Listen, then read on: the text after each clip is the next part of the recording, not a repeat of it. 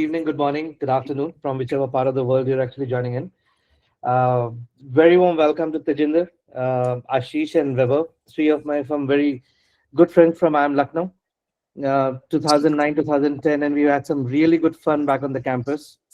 All three of them are at Amazon in three different geographies, managing some very exciting portfolios of Gen AI products.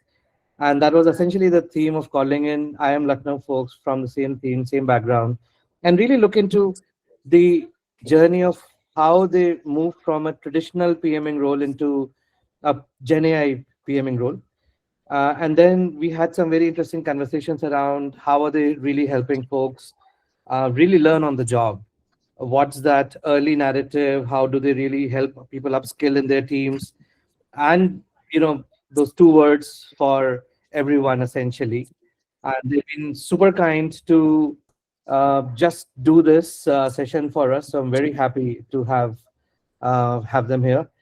Without much of a break, by the way, this is part of a series called Out of the Garage. And Out of the Garage, which is from Garage Labs, is the webinar series that we do. We bring in leaders from across the world, folks who are actually doing some very interesting work in giving back to the society, in helping people upskill, learn, and actually move up the challenge. And Revati has been one of the champions of the whole narrative. We'll speak about Garage Labs as we go along a lot more, but guys, thank you so much. Tajinder, it's 7 a.m. for you, so thank you so much for that. Ashish, of course, 8:30, Saturday night, not a time to be on a call like this, but I can't be more thankful about it. Of course, no problem. Perfect. So, my first question to all of you guys, help me kind of demystify what is Gen AI product management and how different is it from traditional product management? And I would request folks who are on call to please mute yourself and stay like that so that we kind of reduce the noise. We'll call you in as we open up the question and answer sessions. Cool. All right. Open to you guys. All three. I can take, I can go first, folks. I think we'll have to just keep round robining, as Sumit said. Uh, so Gen AI is certainly changing the landscape. I won't say it's yet completed its transformation journey of how we build products, how we think about products. There's still a lot more happening. Uh, for me, Gen AI has certainly made PMing, building products much easier. And when I say easier, the whole concept now where we like full-fledged BRDs or requirements are now we are being pushed to move much faster, saying that, hey, let's not care about requirements as much. Let's just build prototypes, right? So from just moving to 3 months for requirement review, 2 months for design reviews, and then building code and taking 6 months to build a deterministic output. It's like, okay, can we build a prototype in 2 months? Then we'll figure out the requirements. As we build the prototype, as we put it into an experimental launch, the requirements will become clearer, the gaps will become clearer, and so that's been one of the major shifts. The other shifts, as we start thinking about uh, product management on these fronts, has been around the key responsibilities. That the metrics have changed from earlier being more concerned about the UAT test, about that is this piece of code doing what it's expected to do. We've now had to move towards, hey, what are the accuracy metrics? How is it hallucinating? What's the latency? What's the infrastructure cost? How are you balancing the speed to market with all of this? Right? Because all of these then become a counterbalancing levers that we have. So I think that's been a major shift in how we think about these projects and these products, and that's also been the learning curve.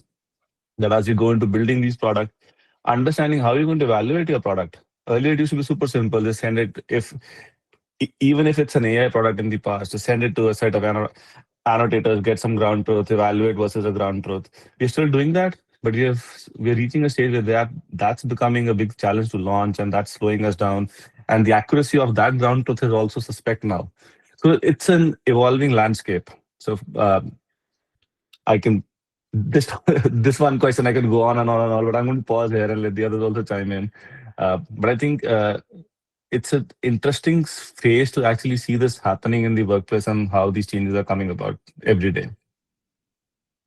Yeah, Yeah. great points. And I would say what's also important to think about what's not changing. It's about what customer problem we are trying to solve. Right? Ultimately, there is a customer problem with customer obsession. There are now different tooling with GenAI on how we can solve the problem, but what use cases we are first focused on. Getting that clarity when you talk about the GenAI use cases, which particular that problem we want to prioritize, and then come to the design, the solution part on how we can now leverage these set of GenAI tools, LLMs, Agentic AI to help solve that problem. There are different ways based on the use case. I can go a bit more on what could be those different use cases from consumer lens, from enterprise lens, as I have been with industry 15 years, primarily on B2B space. I've worked on launching GenAI Assistant for Amazon retail business. So think of all the worldwide Amazon selling partners. On the other side of the consumer world in B2B marketplace, how we can make their life easy on a day-to-day basis. And that's where the things around SaaS apocalypse, AI eating software, where we are in that journey, uh, GUI versus AI-led, are all these graphical user interfaces going to completely go away and then move towards agentic AI? We're still in very early phasing. We all are learning. It's going to be huge transformation. To summarize, I would say the use cases, what problem we are trying to solve, that's important to keep in mind. Then come about the design, the solutioning part. You cannot apply that one size fits all approach. And then the engagement, ultimately how you are able to drive that engagement. I love the Reforge courses. If you have heard of Reforge, shout out to them. They have amazing courses on discovery, activation, engagement, driving retention. And that's where Tegi mentioned some of those points around the metrics, how you are measuring success, how you can drive product-led growth. Those tactics have kind of changed, evolved in this new world, which of course we need to learn and drive towards. Perfect. Ashish, you also did mention about a very interesting bit on building with AI and versus building AI. Yeah. And especially in this particular narrative, as we're just starting off, what are your thoughts on what Weber and Teji just mentioned? Yeah, so I think a lot of it has been covered. So building with AI is the first thing, and I think that applies to all PMs regardless of where they are today.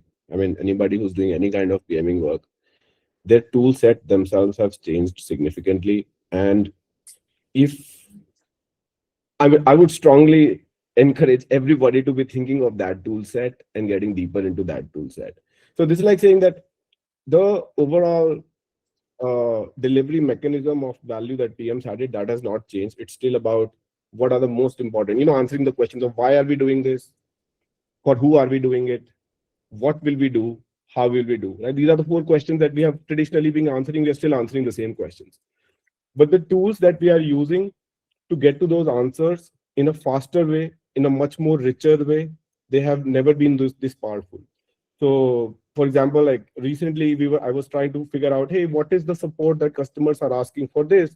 So I could basically, just put all my customer voice of customer databases together in a knowledge base, ask that question, and I got literal verbatim saying that, hey, these many customers have mentioned about this kind of a request so many times, right? So this would have been an exercise that would have taken me like 3-4 weeks. Probably I would have to work with other stakeholders to get to that, and probably therefore I would have never made it part of my regular way of working. So you have these opportunities available to you in each stage, whether it is BRD writing, gathering customer data, looking at analytics. So leaning into those tools, just reimagining those tools, that is one clear opportunity. When you think about the other axis, that's what Weber was saying, that so apart from just being a PM who uses Gen AI, when you start building for Gen AI, that changes the lens a little bit, that there are new opportunities being created because it's almost like a new technology like mobile internet, right? Like we can think of so many use cases that could not have been solved earlier but are solvable today. So that requires a little bit of a different lens. It's the same thing, like you're still thinking from the same four questions, but you have to now be aware of what is the solution stack and what new value does that unlock. and therefore be able to then empathize what could be the future of that. So that's a pretty challenging area, and all of us are dealing with that in some shape or form. Interesting. You mentioned about a toolkit, right? And uh, we are all so one question in the current landscape of PMing, and we have three geographies at this point in time. We often say that Europe is not as fast forward when it comes to building products. US is probably one of the most advanced in terms of that whole piece, and then comes India and the emerging tech. Purely from an adaptation of a toolkit standpoint, Teji, how do you see our PMs in US at this point in time?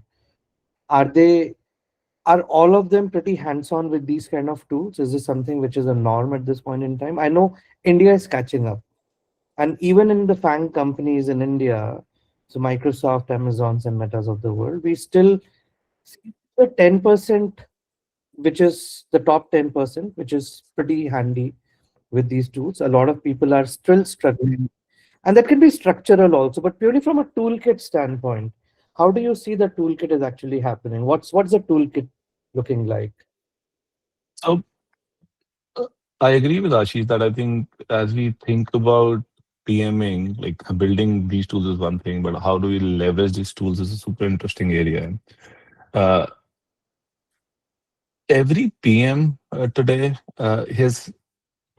is needing to leverage these toolkits. And when I say that, is that earlier we had the luxury of, like one PM working on one, maybe two features at one point of time.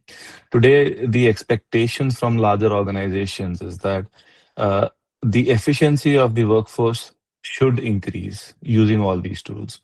And there's a lot of tools, like some of them are internal to Amazon, so may not be well known in this larger audience, and some of them are external. But it's becoming super important to understand them, to see, to leverage them. For example, writing requirements, like those 4 or 5 steps never go away, right? We still have to understand the customer, write requirements, and so on and so forth.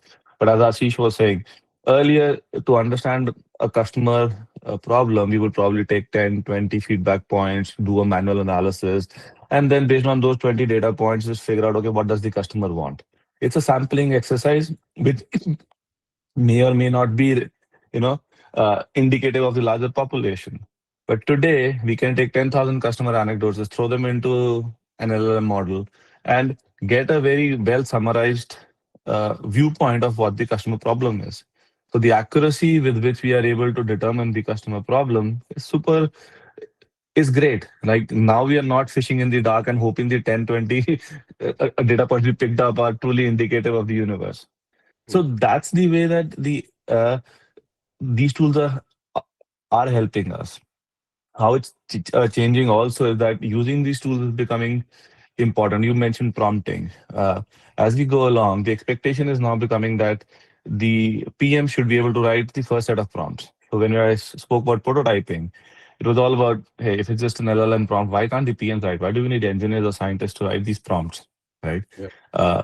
Another way to look at it is if you write a good requirements doc, the prompt should be auto-generated.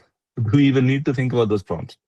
So that's the way that the PMs will have to, if they're not already. There's a lot of adoption already happening. And that's one, a function of everybody wants to be staying abreast of the technology. Second, also a function of the work pressure that has increased significantly just because now these tools are available. So there's an expectation to use those tools. So you have to become more productive with them. So that's the way it's going. I don't necessarily, in my interactions across regions, see a very stark difference, at least within Amazon, that adoption is high or lower in any one region versus another. But that could be a trend that's happening across outside of Amazon and if you look at a general audience. And that's where if you look at the long-term trend, it's about those job lines are gonna blur even faster. Like as of past, we would have a product manager, there's a technical program manager, maybe you would have a UX designer, then there is engineering team and other set of. Now the same person is kind of expected to do a bit of overlapping roles. It's gonna further evolve. So as an example, like vibe coding would be another area to touch upon. Earlier, PM may just provide a bit of mockups, and then UX designer is doing the heavy lifting there. But now you have so many simple, easy tools available. Go try Lovable. There is Amazon Kiro. There are so many tools. Figma has its own Figma Make. So damn easy to come up with those mocks. Like whatever ideas you have, you don't need to first write to take weeks to write down that BRD. You just give some prompts and boom, it will create the full prototype. You give your existing screenshots, your mocks, and it will accordingly smoothen all that edge cases. So that's why the pace of implementation from quarters to years now that has already shrunk to days. Within 30 days, 60 days, your leadership would expect to deliver something quickly. And that's where the challenge next comes about moving from this pilot phase to production. Is this all only pilot ready, POC, experiment phase, or is it ready to move to production? That's where the reality kicks in. And you would need, to your point about the geographies difference, like Europe in general is more stringent on those privacy, security guardrails. You need to take care of every aspect, the language aspect, before shipping, before jumping the gun. Uh, so that, of course, as collectively across the teams, we need to keep in mind. That's fascinating. I just, you shared something very interesting, and I kind of remember a very interesting thing that happened at Microsoft. Um, so in my erstwhile team, in my Microsoft teams, we just published a 2 months roadmap. Classic, no biggie, no surprises there. And after we have published it, everybody across the globe is kind of signed off on that. The CVP or one of the leadership said that, okay, now that you have this 2 months roadmap, wipe code the entire thing, do it in 10 days. You have 10 days to fix the damn thing, build it out, and do it. Everybody in the org, be it a program manager or a market researcher or a QA or a dev or a designer, data scientist, data analyst, everyone, they burned their midnight oil. They learned how to wipe code the entire thing. They actually delivered the entire roadmap in 10 days. Not just that, they actually picked up a lot of low hanging bugs which were not getting prioritized because they were low hanging. They actually went ahead and solved that and delivered so much more value in 10 days. And which is why Satya was also mentioning. So, Vaibhav, to your point, exactly, these roles are merging, the roles are blurring, right? There is no one role which is saying that I am just a PM. The PM is doing end-to-end user analysis. You are actually doing a lot of design, GTM, etc., etc. Now, with that, when you're actually building this out, I really wanted to touch upon a very important topic which has been on my mind for a while. How does that one average day of a PM's life has changed? For the longest time, ever since we've been reading Inspired by Marty Kagan, we've had a very standard narrative to what a PM's day looks like. That day should ideally have changed now. Right? How does that look like now? And we'll start with India first because India has an overlapping. So she would definitely be burning a lot of midnight oil there. Yeah. Europe, I've heard, is pretty easy, but we'll definitely touch upon that as well. Yeah, I think the day has not changed as substantially. It is still a lot of the day spent is still stakeholders, and a lot of time spent with stakeholders across tech, design, and leadership. Um, the tools that I'm using, that stack has changed significantly. So Amazon has a very strong writing tradition. We write about, some people may have heard about this format called a PR FAQ, almost like a 6-pager vision document of a new idea. But that is just one example that is widely known. There are like 10 different internal documents for each kind of workflow that you have to write. So it's just our luck that the best first use case that the LLMs cracked is doc writing. So, we are lucky in that. We have a tool called Pippin internally, which we love to use. It's a nice tool which helps, ask us questions, finalize the narrative, and then sort of start writing the doc with us. I am particularly enjoying Kiro CLI a lot these days. I have plugged in all kinds of MCPs, Jira, Slack, Outlook, everything. So it becomes almost like your dashboard, like you go and You start your day in a command line and you just say, hey, what are the slacks that I should be paying attention to? Yeah, you can build prototypes. You can just figure out. So I just like the fact that it has full computer use, terminal access. Just for everybody's understanding, Kiro CLI is very close to Claude Code, but it uses in fact the underlying Claude model, but it is built by Amazon. It's an Amazon tool built on a slightly different specification.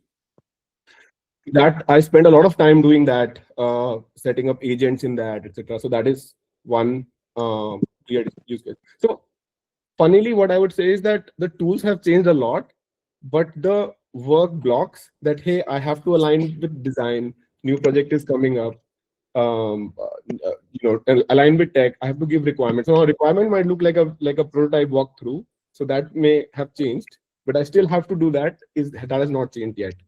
So I hope that will change too also. Like once we have, my agent is speaking to their agent or some stuff like that, but that's still distant. Like that's not happened yet. It's still a lot of like showing up in a meeting or at least doing a Slack message, etc., etc. So yeah. So how much of prototyping do you do, Ashish, on a regular basis? I have so only from January I have felt that now my prototypes are just working on the first go, regardless of the deficiencies in my prompt. So since then I have done two because it just becomes so easy. But yeah, we are also slowed down by the fact that even if I prototype faster, we have like very high bar on the quality of code that will ship. So the idea that we are shipping is faster, but not as fast that, I churn out 10 prototypes, will ship 10 prototypes. That Microsoft thing is not happening, at least in my org yet, right? I'm sure it will, because if that's happening in this industry, it will. But in terms of prototyping, I really feel that since 4.5 arrival, like all my deficiencies are being covered by the intelligence of that tool. Cool. So very interestingly, you just threw in a number 4.5 something. Are PMs in general tracking models the way they are getting released? Is that something which is a skill set that you would expect somebody to know? Hey, see, I would say that if you are a PM, you know that something is. I mean, you should be knowing of all the 93 others. Like I see here, 101 people actually.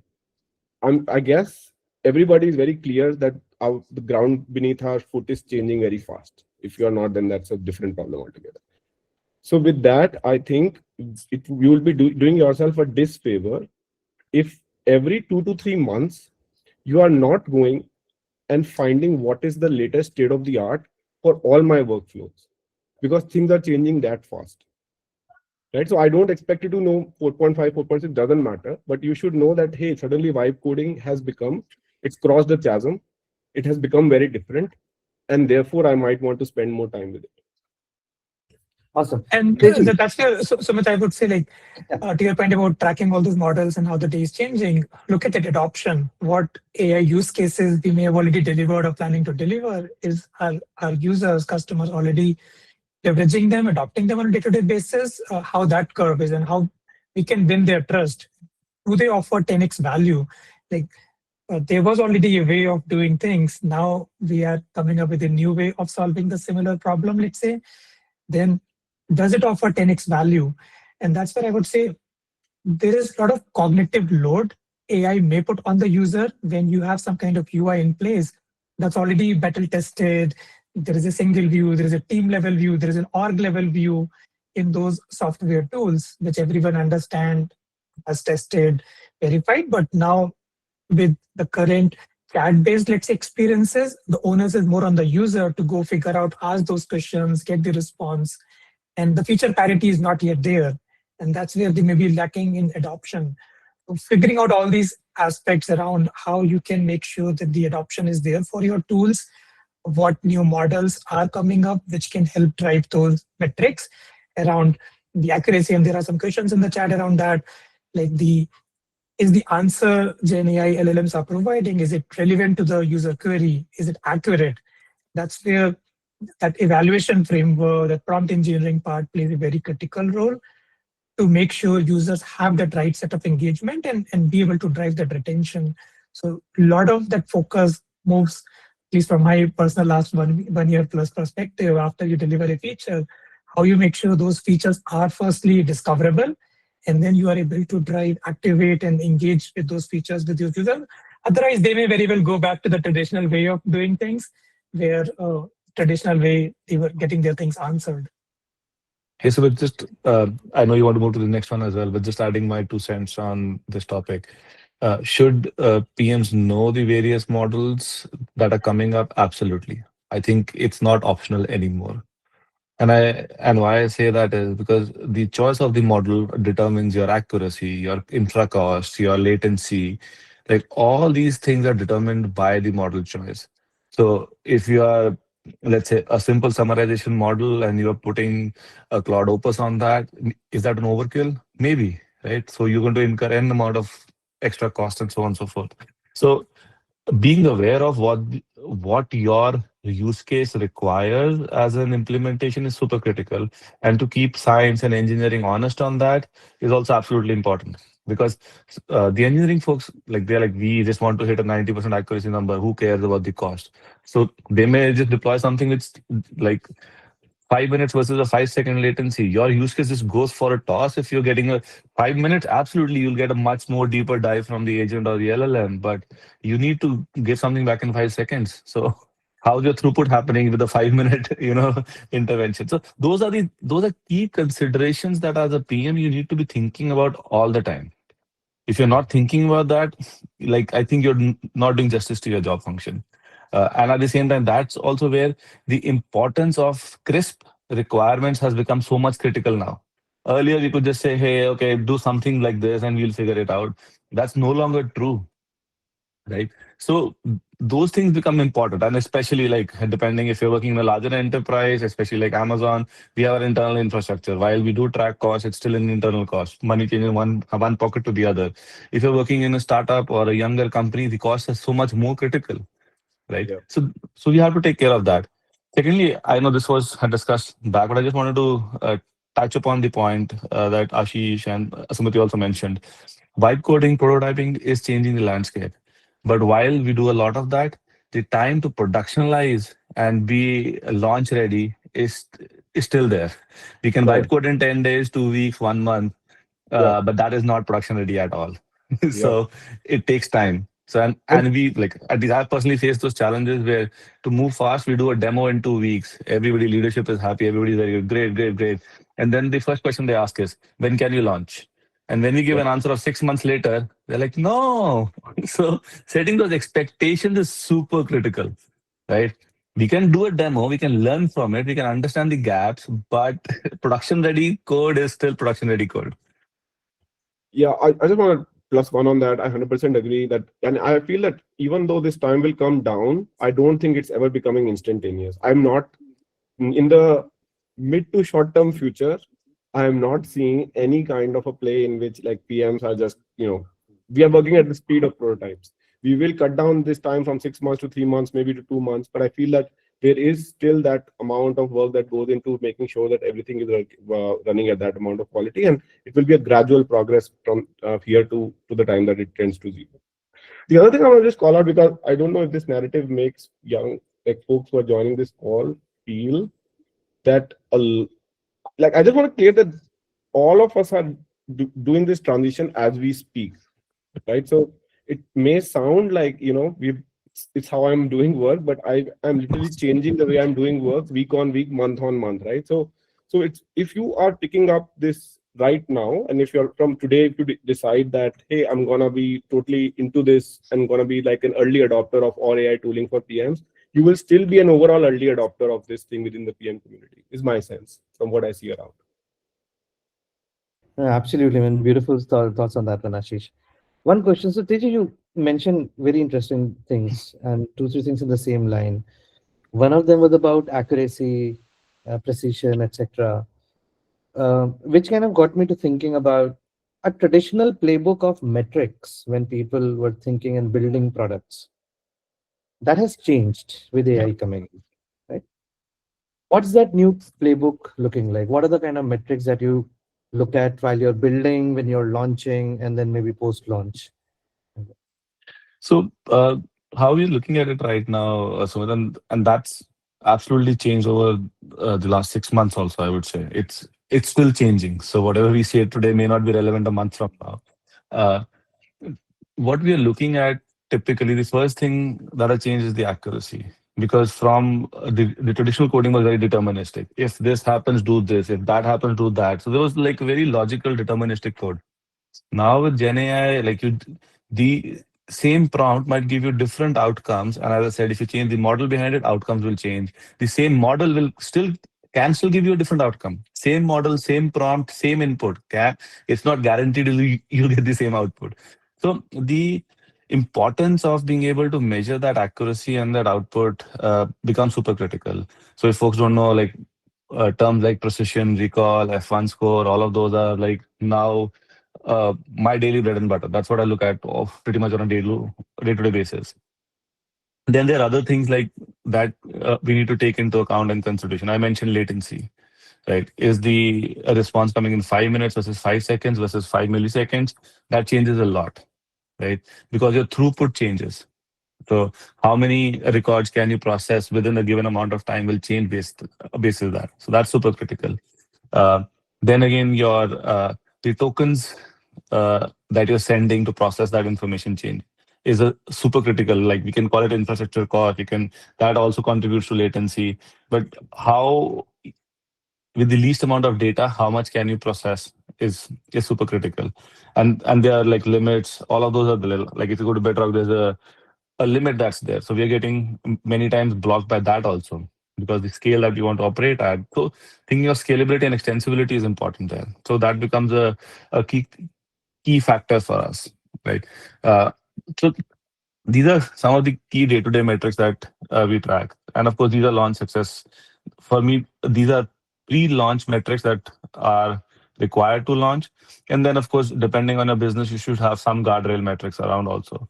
Because for each use case, the cost of the false positive is different, right? So understanding that is super critical. For example, I was just reading this in one blog the other day where it said that should AI and Gen AI creating draft contracts? Absolutely, the cost is low.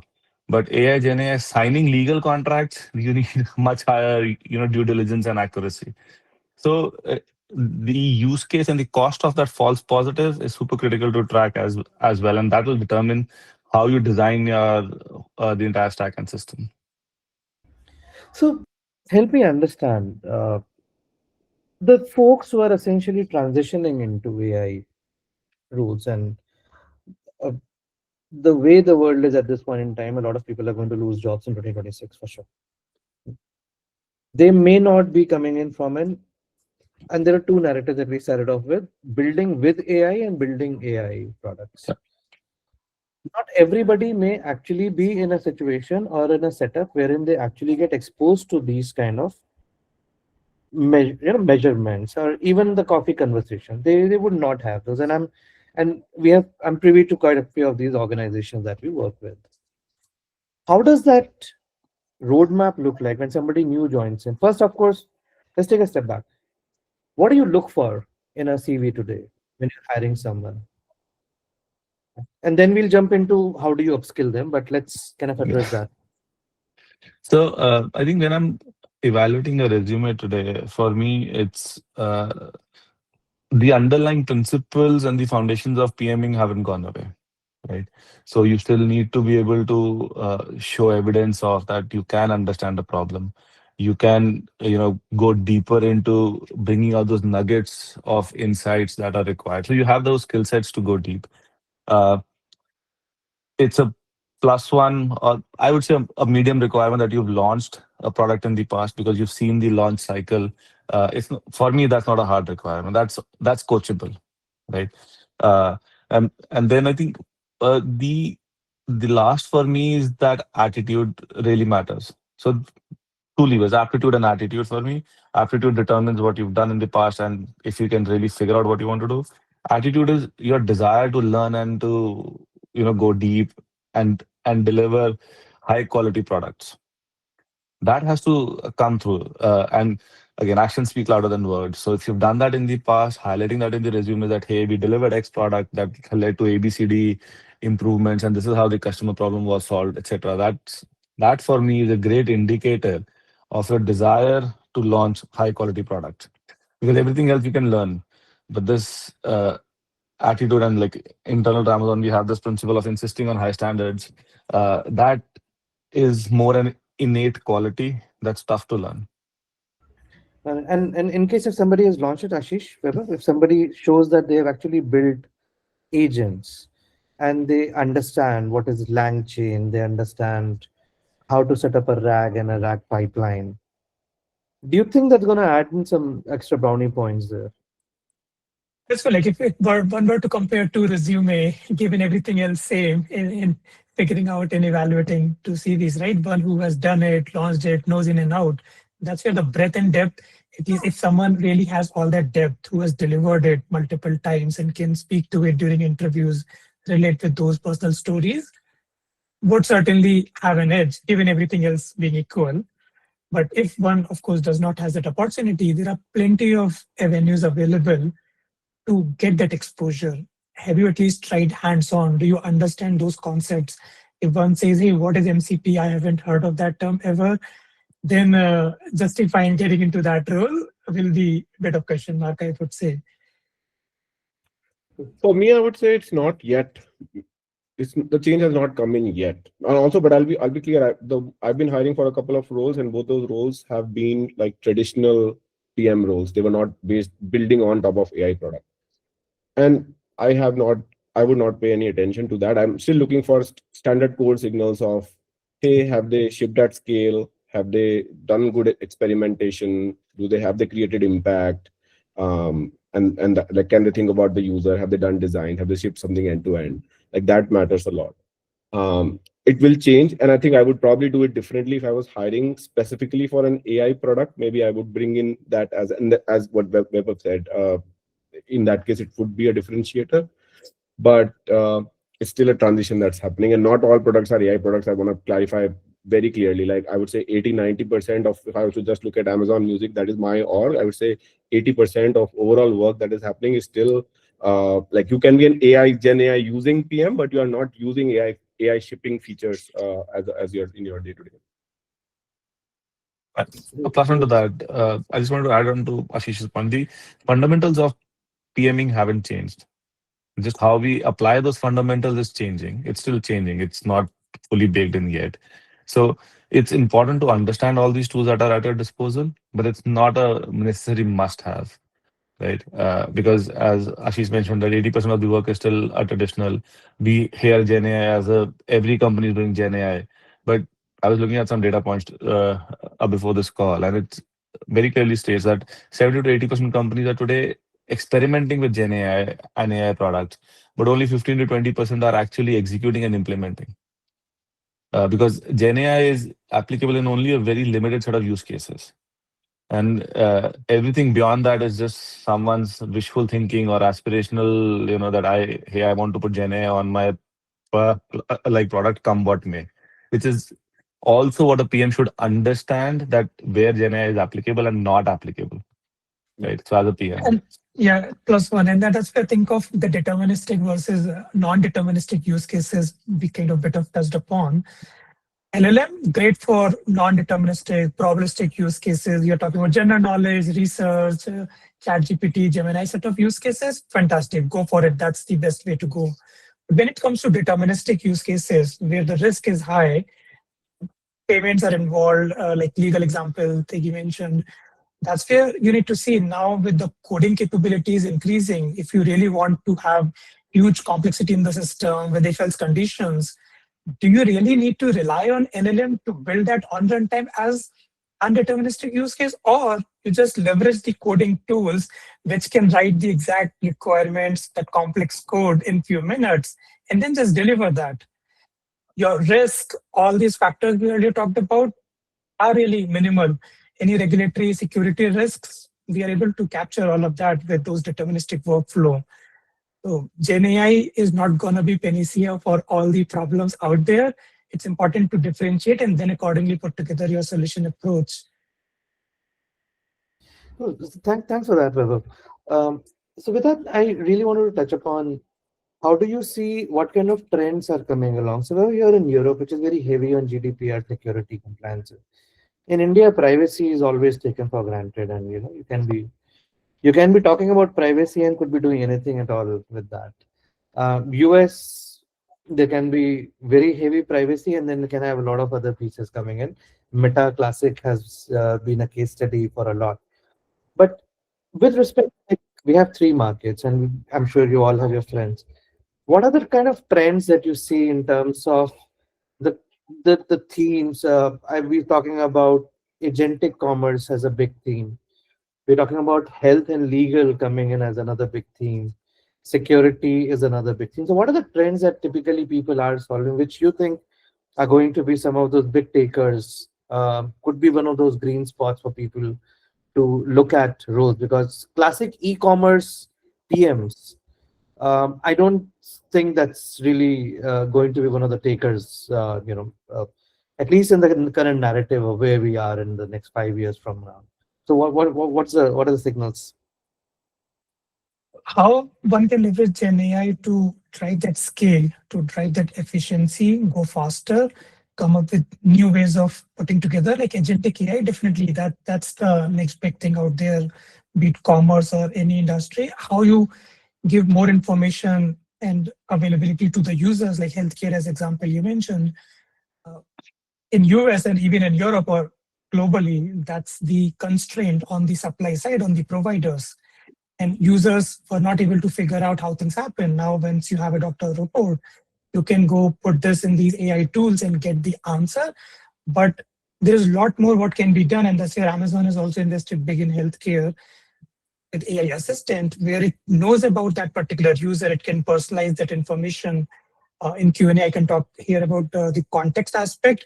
Then it is able to limit all that context within the perspective of one user and give you much more accurate, taking care of all those guardrails. So that's important, like how you're handling the PHI data in healthcare example, or all those certifications, compliance, legal risk, be able to address is critical. Without that, again, the point about pilot to production, that would remain a huge gap if one is not able to address all those concerns.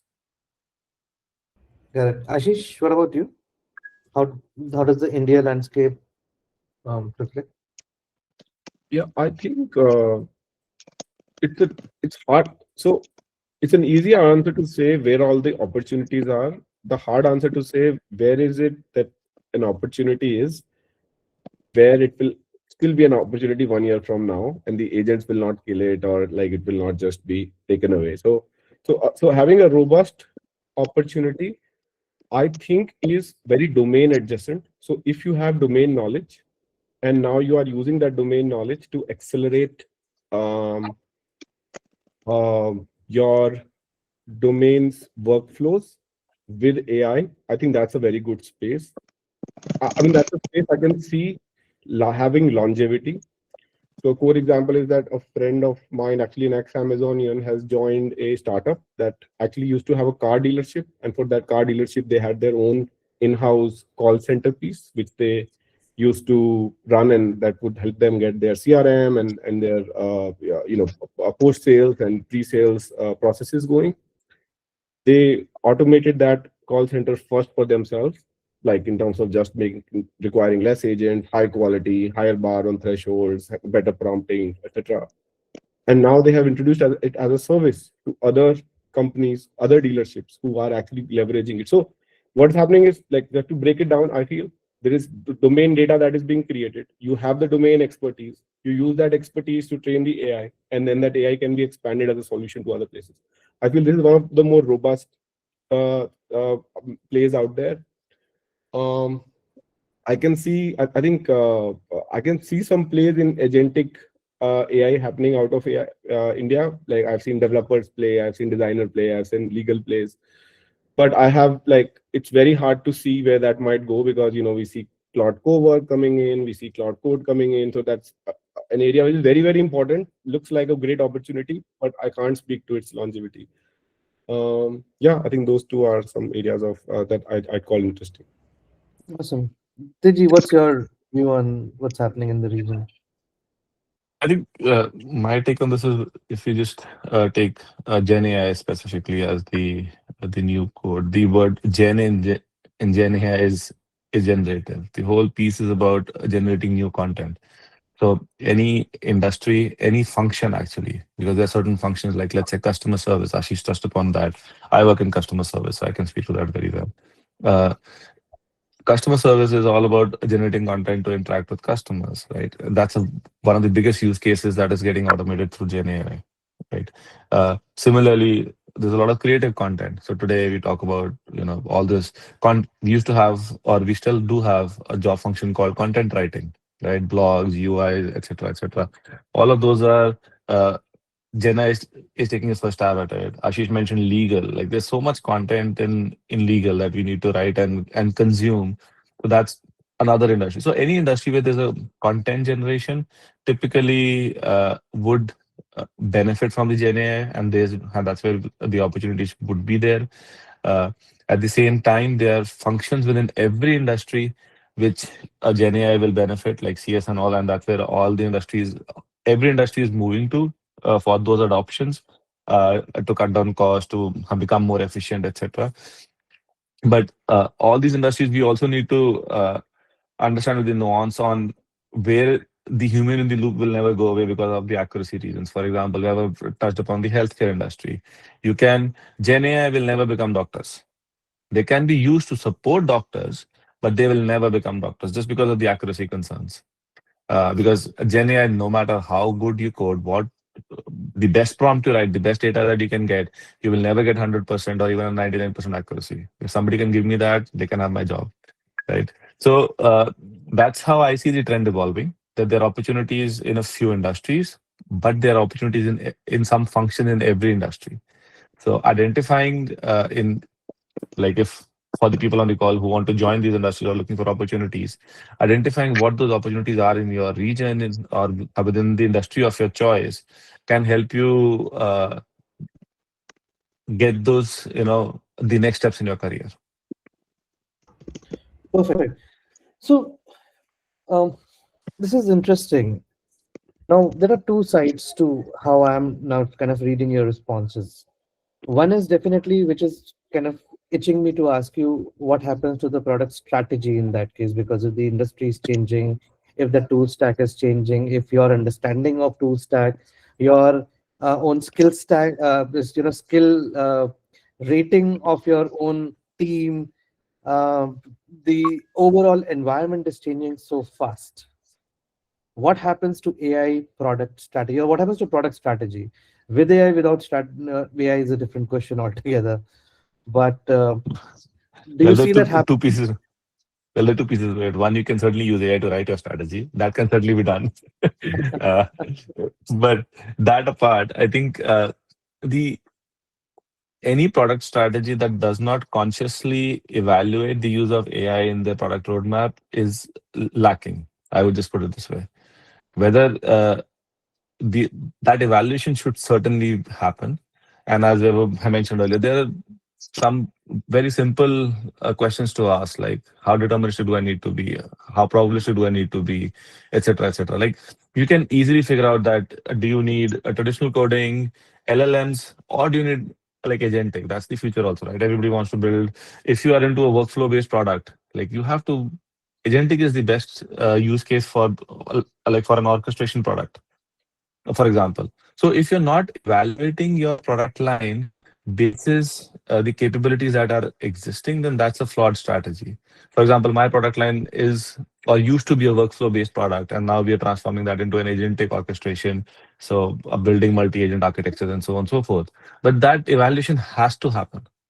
Otherwise, and it needs to be an objective evaluation, because there's also a trend where engineers want to build agents. So they will bias on the other side to say, hey, we don't care what you do, but we need to build a resume and knowledge as well. So I want to build an agent. Whatever that agent does, I don't care, right? You go figure it out as a PM. But that's where having that knowledge as a PM, you should be able to push back and build that right strategy, balancing the needs to go agentic or Gen AI with the actual needs of the business.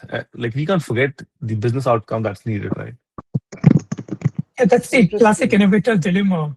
Are you ready to disrupt yourself? Otherwise, the AI native company is gonna come and eat your lunch for sure. How those existing stalwarts are able to kind of innovate faster, move away, let's say, from seed-based licensing to outcome-based, consumption-based licensing models, which many of those companies already are, and ready to forget what you have delivered, built in last 20 years and come up with a new way of working things.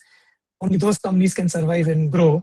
And that itself is also a question mark, given the margins, the PEs gonna get reduced.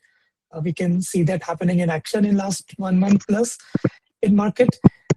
And you mentioned Sumit Marty Kagan. That reminds me of a risk framework. Marty talks about the value, usability, feasibility, and business viability risk. That's at play. The business viability risk, the way you have set up your business, those model, is that gonna work in future or not? If companies are not adopting fast enough, uh, they may not be out there 10 years, 5 years down the road. Yeah, this one, I think the best. So, in order of priority, your first strategy is to figure out the work that the company and the product that you have, is it going to last more than 6 months? And you should evaluate that with full honesty. And and you may find out that you need to really repivot. So that is first. And so I would actually say that don't think like because the world is changing so fast, it doesn't make sense in the quote unquote old ways of doing strategy, which were 2 years out. You see how Amazon and Meta and everybody's building infrastructure. They don't have a view of what is happening 5 years from now. They don't know if the future models will still require this kind of power, this kind of processing, or will they be running on a endpoint like a Mac notebook. They don't know that. But they have taken a call with 80-90% certainty. They are making some certain investments and moving forward to it. So, but I think they would also have a visibility on 2 years, 3 years. As a startup or as a younger company, you probably have visibility into 1 year. I think that's enough. So you should be looking at, hey, am I not dying? Let's just make sure. Second, where is the technology going? And and user habits are still easier because you can still go back to the fundamental principles. Hey, user will always want something cheaper. They would still want it to do it fastest as possible. They would still want to be connecting to other humans. Like you can still find some traits of that. You can use that as a compass. You can use technology trend as a compass, and sort of work backwards from there. Very fascinating. I think I love the analogy that are you going to survive next 6 months and then you figure out what's really going to happen, because if you're not surviving for 6 months, then everything else that you're trying to do is already gone. Tiji, you are leading an org right now, and I would want to believe that you're hiring as well. So all the new folks who are coming to your team, what's that 30-day roadmap for them?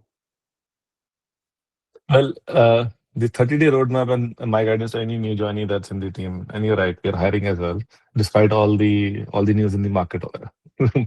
We still continue to hire. So the 30-day roadmap, my guidance to any new joiner, be it my team or any of my stakeholder teams, is that firstly understand the fundamentals of the business.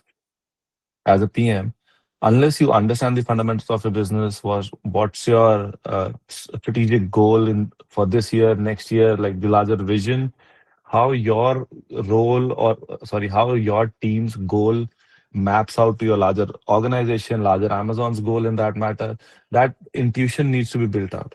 Because unless you can understand that and explain it in one sentence, then you will not be able to take the right decisions. And whatever the tools or everything, one of the core areas the PM has to excel at is taking the right decisions, because that's what all our engineers, business teams, everybody looks at a PM to say, tell us what to do, right? So understand the business fundamentals, understand the levers that are available to you to do your job well, and then that for me is the first guidance. Second is to understand your product well. What is existing today? Not only so in my team, PMs own, so like I have a suite of products. So PM would own 2, 3 of the largest suite of products. So understanding your ones, you have to like really be an expert. But you have to understand how they interact with the other product line as well. You have to have a view on the end-to-end architecture, use case, interaction flow, and so on and so forth, so that you can again take the right decision to move forward.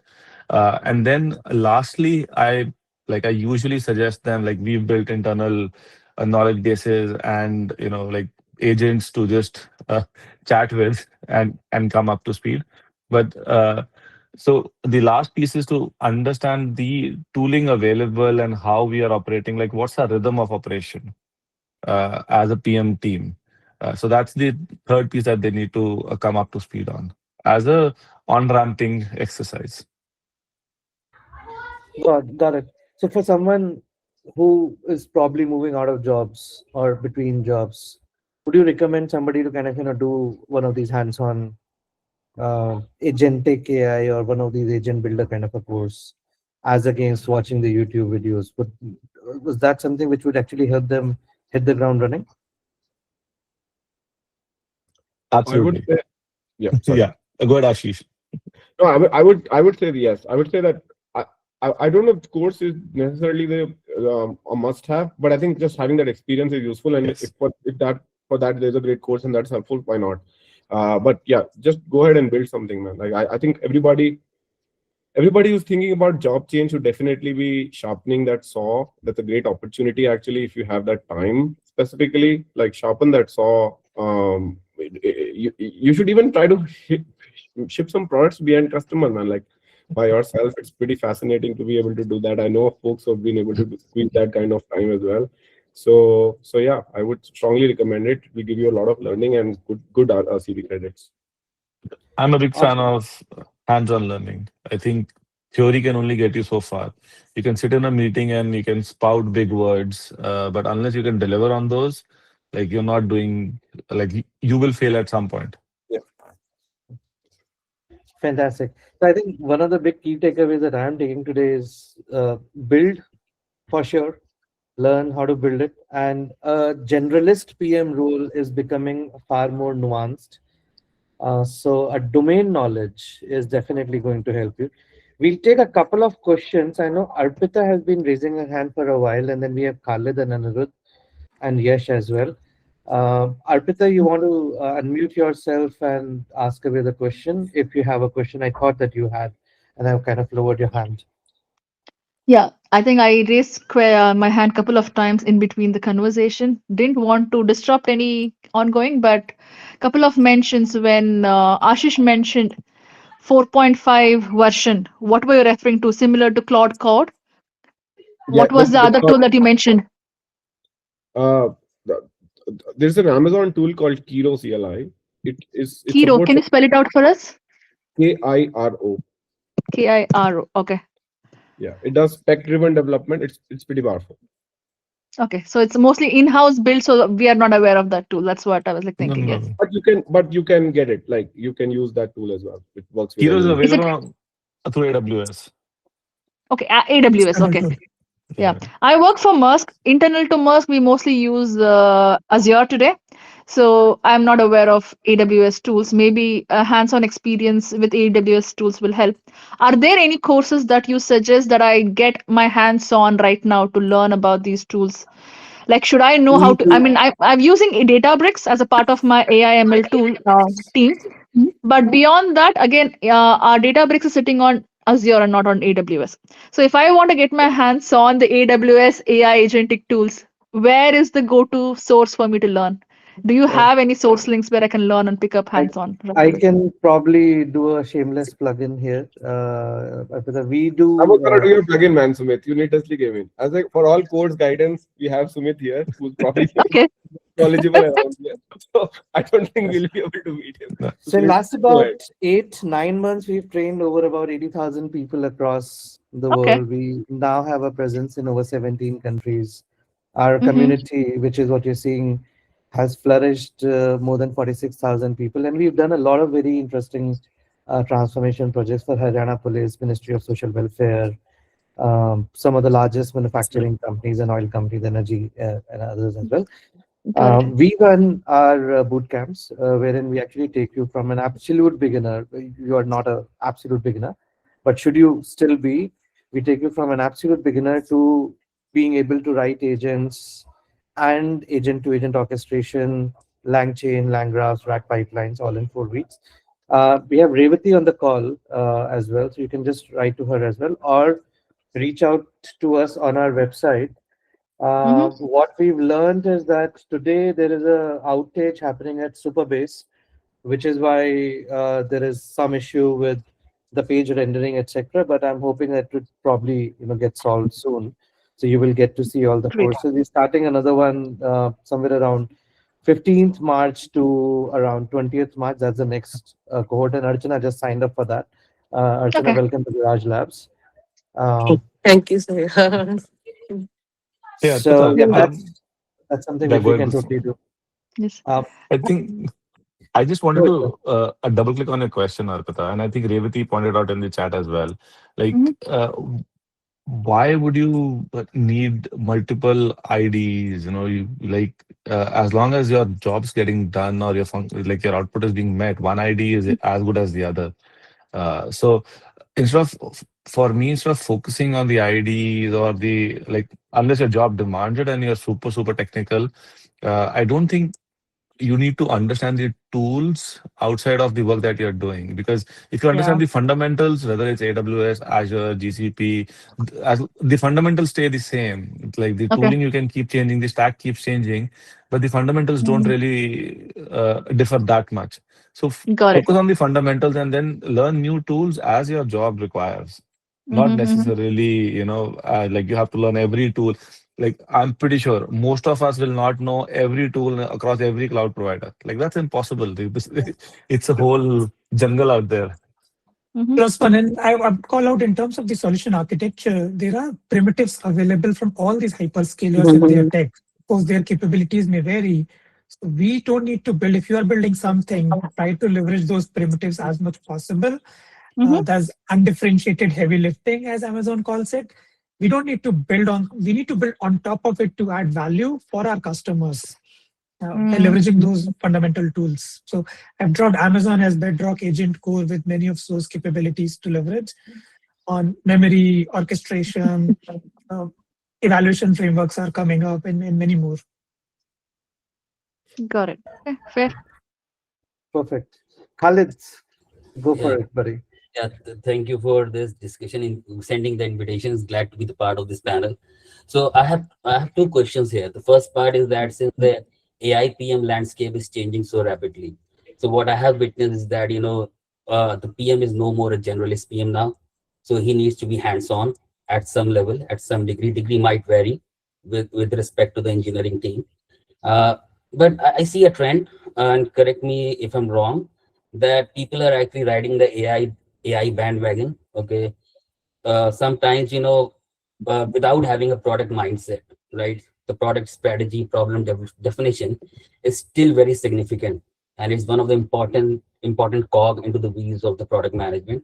And the second part is the second part of the first question is that still is classical machine learning taking the back end or is going onto the back burner, because what I feel is that one can be good in agentic AI or AI agents, one who has a sound understanding, not hands-on machine learning, but a sound understanding of machine learning.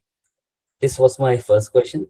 The second question is that, like, you know, Weber and Tejinder were discussing that it's about some of the use cases are not very much open to the agentic AI systems. But recently, I belong to the medical imaging domain, so I work into the product of a US MNC. So what I feel is that, and you might also be aware that it's governed by FDA. So 21 CFR Part 11 and HIPAA compliance are so strict. But still, what we are, or I'm doing at my individual level is building a rack, pipeline there. So even if we build a rack pipeline, for the LLM generation response, it would go to ChatGPT or Anthropic Claude. So it is on the cloud. So we are trying to use the Olama, okay, the in-house local system. So I believe that, in the days to follow, I'm very optimistic about Gen AI, and with all the neural networks coming into the picture, that it will shape up the landscape of these sectors as well. Absolutely, Khalid. I completely agree with you on that one. I'm not too sure what was the question exactly. So first Uh, question was On, that, on the on the yeah. machine learning point, I would say just overall it's about AI. Gen AI is one part of the AI. The machine learning models are not going, depending on the use case, on what problem we are trying to solve, there may be machine learning models which are the right way. I worked on operations research, optimization set of problem. So where those set of capabilities need to apply, that's the right way to go. Not may not be LLM. LLM would be helping in the explainability part with unstructured data primarily. If you have to communicate what the ML model output is, why it's the output in that regard, to communicate in simple words to users. So that's the architecture you need to come up with, and machine learning will remain there. Yeah, thank you, brother. Yes, that was the question that, if I am generating some code from LLM and it's talking about KNN or K nearest neighbor, so I should have an understanding of it. Otherwise, I will be at the superficial level. I might be, one of the captains of steering my ship, right? And engineering team is the execution part, right? That was one of my perceptions, Khalid, maybe. I don't think you can do traditional ML with an engineering team. You would need a science team, an applied scientist, or somebody such in your team to do that. And that's the point. Like as a PM, you cannot be an expert in every domain. You have to rely on your partner team, be it a scientist, be it a, like an engineering function, to build the right design. As a PM, you should be thinking about the right questions to ask. That does this design or this solution meet my need? For example, when to use LLM versus when to use traditional ML. Understanding those fundamentals is important, right? Like we do a lot of like investigative root causing kind of work here. So when does a causal model come into play? When can we rely on LLMs, etc., etc. Those are the types of questions that you should be able to ask and have an understanding. But whether you use KN means or neural networks or some other causal modeling technique, I don't think we need to be experts. Like I work with a bunch of scientists, but I've never gone into the math behind how they design a model. Like probably I won't even understand it, to be honest. I'm not that smart, but it's not required as a PM. Okay, thank you. Right. Anirudh, and we'll keep the questions a little short. We'll be crisp in classic Yeah. PML landscape. Yeah. First of all, thank you, Garage Labs, for organizing this. Some context. So I am a developer with almost 3 years of experience working as a software engineer with MNC Bank, a US MNC Bank. My question is, so I also want to transition to from a software development to product management domain. Recently I started working on a tool which which involves AI. So till now I've been working on products where we integrated AI and used RAG and everything. As a software engineer, the thinking was more centered around. Now when I was developing a product, I started thinking from a product perspective, what things to add and not. One thing I observed is I enjoyed the process where I was able to think of features, what to add, and it was a conversation with Claude. But also, while getting responses, I was not sure if I am, actually, if my ability to make product decisions to understand what's right and wrong, is it getting blurred with AI, or like how should I manage that building a product sense while building the product, whatever tool I'm developing. So at this stage of career when I'm moving in, so what should be the mindset? How to balance that thing is something I want to know. And also, yeah. Go for it, guys. Who? I can Ashish? I can Yeah. take this because I have been working with a few engineers who want to transition into the product role, and I've been helping them. I think engineers make good product managers uh, in general. And why I'm saying that is because engineering teaches you to be very like go into the nuance, understand the logic behind it, and not just make sweeping statements. Like a lot of product managers are used to, like, hey, build this, but what is this, right? Let's go into the nitty-gritties of what is this. But as you transition over, the key skill set that I would recommend you building on is right now you're executing certain decisions and requirements. Understand the business behind them, why those requirements came into being, how those requirements are meeting the business need, which ones of them are required or can be punted, what is the minimum viable product that we have to launch, etc., etc. I think understanding those decision points, how a business has to think, that will be an additional skill set that you should think about. how the technology, the stack behind it, all those things you would already have from your like software engineering knowledge and experience. So focusing on the business side of things would help you bridge that gap. Yeah, I will just add a couple of points on that. I think there is a part of PMing that is science and part of PMing that is art, right? So you have to learn both those things. So Claude will actually do a good job of taking you through the science, which is, hey, you have to, have some customer data before you are thinking about it. Like there are some first principles things that you have to get right. So I think from the science of it, I would just encourage you to just try to ship, man. Just ship and see. And what feedback do you get? Show it to your friends, show it to people who have the same use case as you. If you're building for something, try to see, can I build it in such a way that after it's built for myself, I can also share it with 100 more people and see what they found about it. So that would be one. For the art piece, it's hard. I mean, it's art is nothing but like you just do it enough times and you start building a muscle, and that muscle is very useful because you start building intuition of, hey, this is a good thing, this is a bad thing. For that, I would say try to hang around with product managers if you can. If you have some around you, it would be a good thing to just chat with them. Yeah, I think Sumit has some communities where many of folks come together. Just chatting with other product managers also gives you a sense of, hey, this is how they are thinking, and that helps you ramp up faster on that art piece. And just build and release, man. Talk to your customers. They'll give you feedback, go back, iterate, fix it, and then release again. Yeah, so I have been pestering my product owner in my team on some issues, but yeah, I that is a very niche centric thing. But now when I'm trying to build my own tool, small tool, So I was just I'm trying to understand how can I maximize that process so as to develop that sense going ahead, which will be helpful. Uh, from a value point of view. And I really like the art point. I also read this somewhere. So yeah, that was a good insight. Thanks, Anirudh. Thank you. Thank you. Yashraj and then Sushant, and we'll take the last two questions. Yashraj, you want to come in? Hi, am I audible? Yes, you're audible. Sure. So, good evening, everyone. I'm Yash. I work as an AI engineer at a startup. So, my question was regarding, the recent incident that Sumit just mentioned that, Superbase failed. So, how do you guys discuss and, design the fallbacks of any system? Because we know that AI is a very tightly packed system.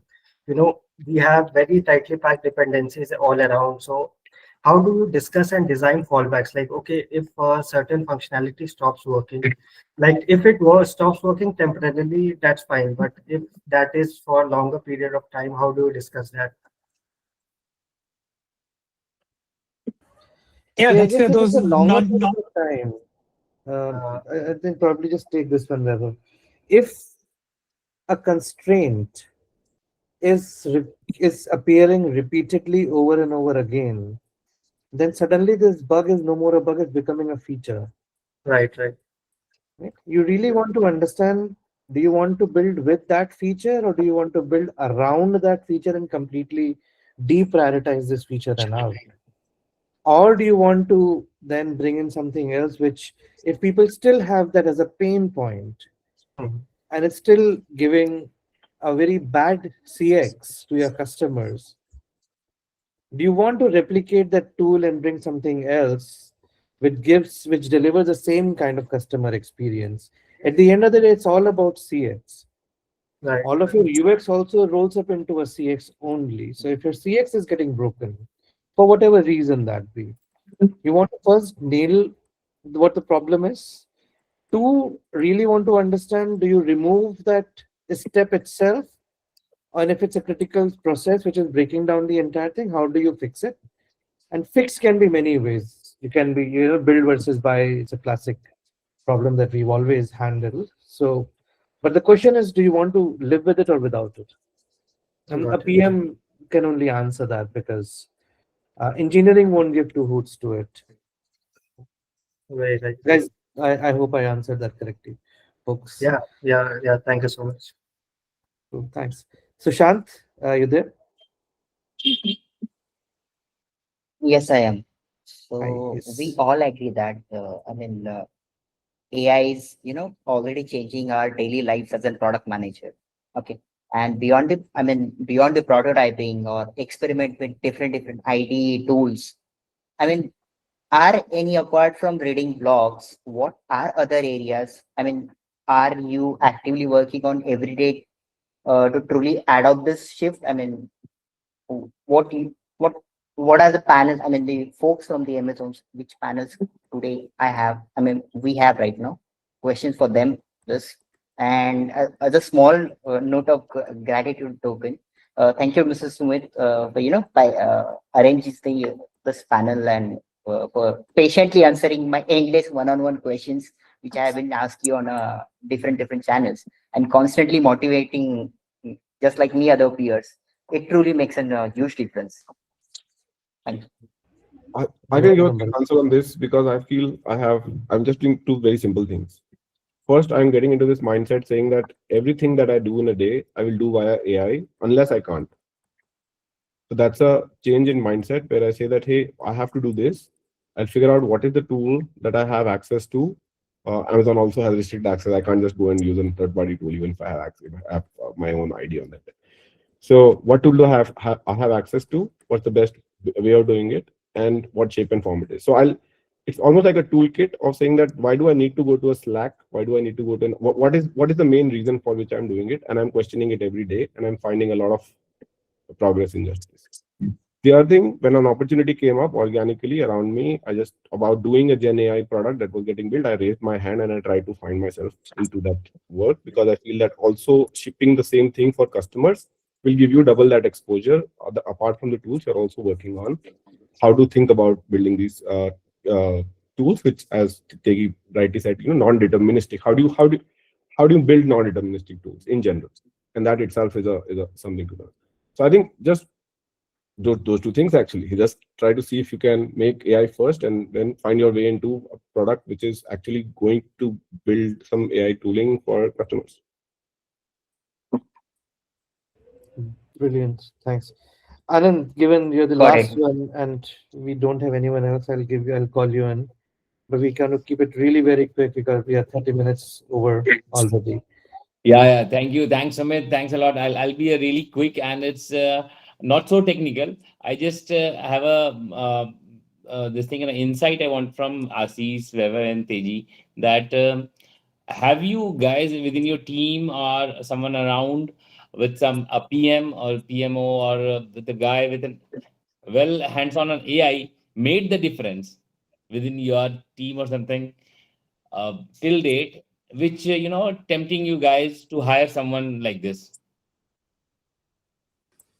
Sorry, I didn't get the last. Yeah, What I was would the As I joined the team, I did not have, I have been working on Agentic AI, launched an AI assistant, different set of features, but that was the first time. Like, this whole industry is quite new. So none of us, I would say, had the prior experience before we started working. It's, you have to start from ground zero, but how quickly you can learn, show that curiosity, and try be hands on. That's the best way to go. So I can add to that, Anand. Like, not me personally, but one person who joined my team, he was a big fan of using AI tools, had some background also. And so what he did when he came on board was to help us move along, he created internal tools that would help us write PR FAQs much faster. He created internal agents that would just help us, do the regular weekly, monthly reporting much faster. So all of those things he got us organized around that. And that was a value add because it did reduce the amount of overhead that we were spending in, let's say, reporting to leaders or, writing PR FAQs and so on and so forth. And this was much before the time when structured tools in these spaces were launched. So for the internal folks, like all party doc applications our have created. So all that helps. Certainly helps us as a team to get more efficient, to save time. Because if you're saving time in one area, you can apply that time in other areas. We could go more deeper into the customer problems we are looking to solve for. So all that helps. Absolutely. Okay, so it's a thumbs up. Yeah, of course. Knowledge always helps. It's always a thumbs up for knowledge. Absolutely. On that note, guys, thank you so much for doing this. Digi, I know you'll have to rush down. Your office must be kicking in now. No, Ashish, sadly, Vaibhav, and Sumit. everybody else. Oh yes, so Yeah. sorry.